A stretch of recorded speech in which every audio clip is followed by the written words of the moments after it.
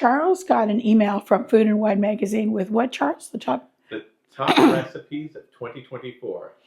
And so one we printed out was bacon, potato, and bacon quiche. And of course, you know I can't follow a recipe. So this is the first time I'm making it, but I'm not going to follow the recipe.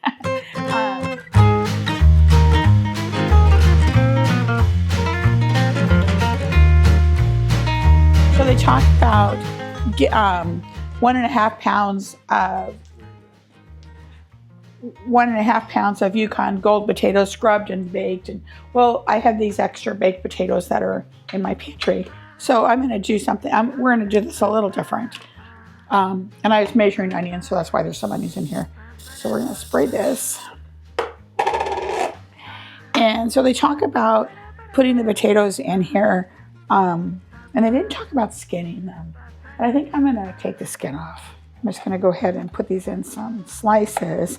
And then I'm going to stick them in this bowl and put them in the microwave just for a little bit. Because if I had just done these, they'd have been warm coming out of the water.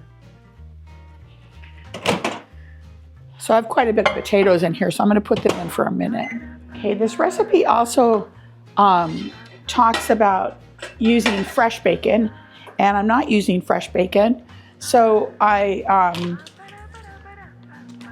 I just used some ghee,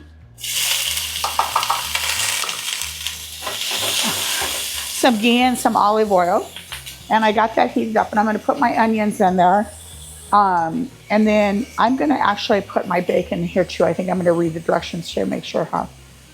So they've taken the bacon, if you've done it, and put it on paper towel. They kept the bacon drippings in here. And we're going to get these all happy. So I'm going to go ahead and put, can you give me a spoon rest, Charles? Thank you. I'm going to go ahead and put my bacon in here. And it talks, it's kind of funny because it says eight slices, but then it says it's going to be about 2 cups chopped. 8 slices won't make 2 cups chopped. So I'm just going to throw in some bacon. And I'm just using this prefab. I keep this on hand a lot. It's really good for salads. If you want to add just a little bit to something. So I'm going to go ahead and mix it in here so it gets the bacon flavor going. Okay, and then this recipe also called for fresh thyme.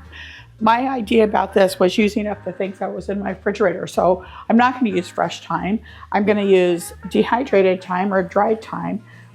So you got to remember that it's saying a tablespoon. This is going to go a lot further. So we're going to use just a little bit. Okay, and maybe a little bit more.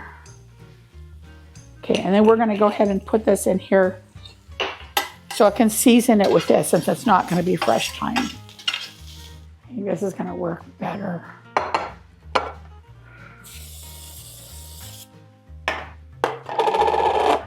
So we're just going to kind of put these in here. I don't know that we're going to need all these. Ooh, some of those are still cold. And it says to smash these down. Making a pie crust, right? Right. So I think the lesson here is to boil your potatoes because they're going to be softer. I think they're going to have a little more moisture. Right, they're going to have a little bit more moisture. They're going to be softer. We're going to call that good.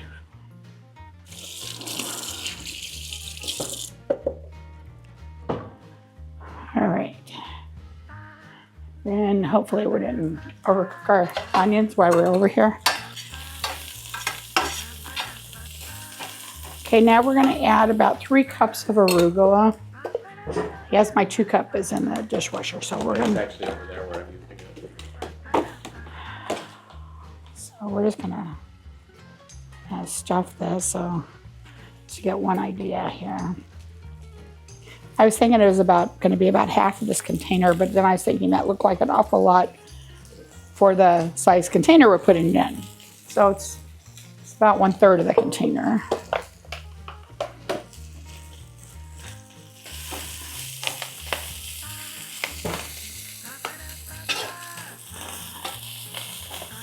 We're going to add a little bit of salt.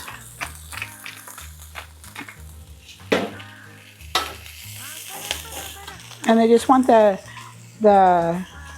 arugula to wilt. I think we're there. So we're gonna go ahead and turn this off. And it says, so when we've kind of jumped ahead, it says brush the round cake pan with any remaining drippings and baked potatoes in. So I sprayed it instead. Press the potatoes firmly into the bottom of the pan. And then they're talking about layering this. And I read that earlier, but I thought it was more work and everything's gonna go together. I'm just gonna put a layer of cheese in here. I'm not gonna really measure this. Okay. Now I'm gonna put this on top. It smells so good.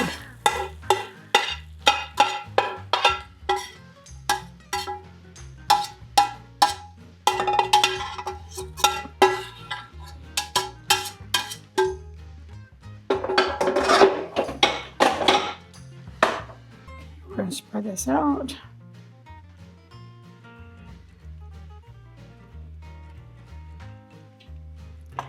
And then we're gonna put some more cheese on top.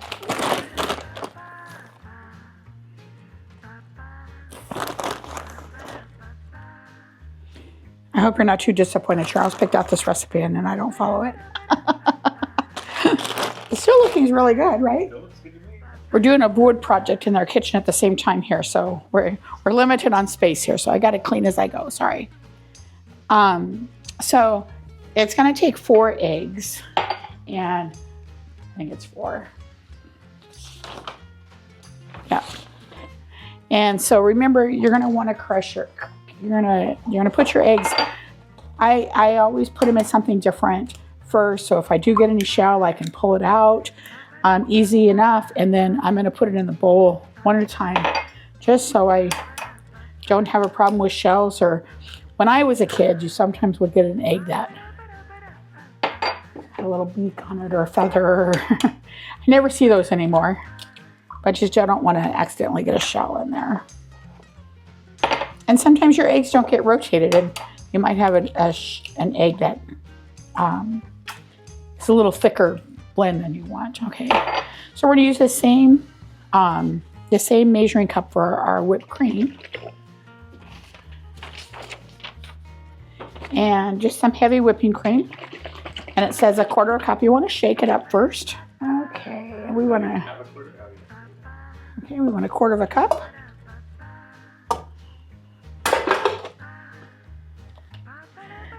And then this is easy. You don't have to get out a blender. They just say whisk it.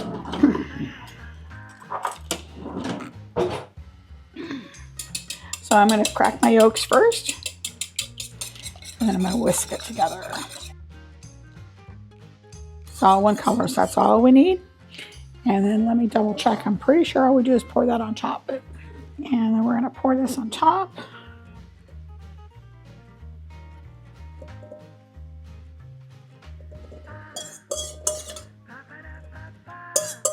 I'm gonna make my cheese a little high at this one end. It did talk about a 10-inch cake pan or a 9-inch cake pan, and I used my quiche pan, which I just didn't think about until now. It's 12 inches. I'm gonna add 1 more egg. Okay, now we're gonna go ahead and add this over here. So it goes in a 400-degree oven for about 25 minutes. So we'll see how it comes out. So let's see how it looks. Oh my goodness, it looks yummy, yummy.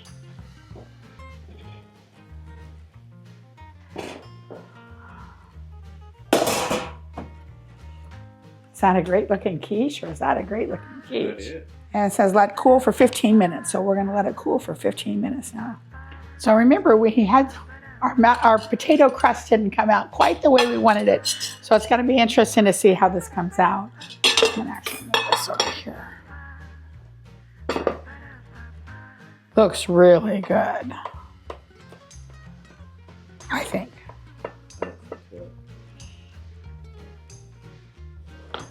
About that big a piece? Yeah, that's good. I can always have another one. So remember, the first part of the pie, the first piece of the pie never comes out right. That's my disclaimer.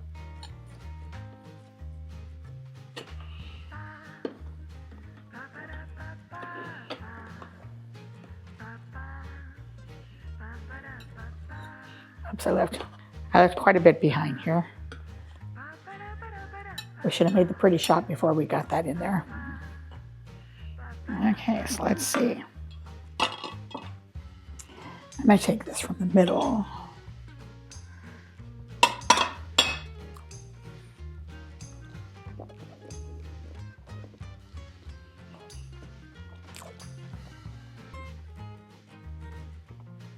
I think this is one of the best quiche I've ever had. Wow. Yeah. Let me see what you think. Okay. I have the microphone, so you can't go too far. Yeah, all right. Maybe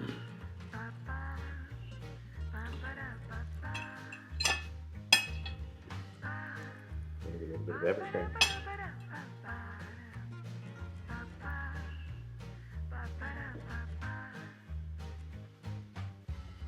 That's really good. It's bacon, eggs, and hash browns all in a quiche. And cheese. And cheese. Yeah. Yeah. So this was, I made it, I think, more simpler than the recipe called for, because I used some leftovers. I didn't fry up the bacon. I used the pre-cooked bacon bits, which I always have in my refrigerator, which I don't always have fresh bacon. I do have fresh bacon in the freezer right now, but I don't have it defrosted. So this is a simple alteration of the original recipe.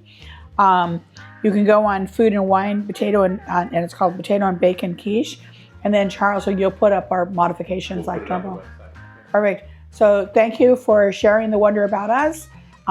Like, subscribe, and friend us on Facebook as well. Have a fantastic day and enjoy your brunch.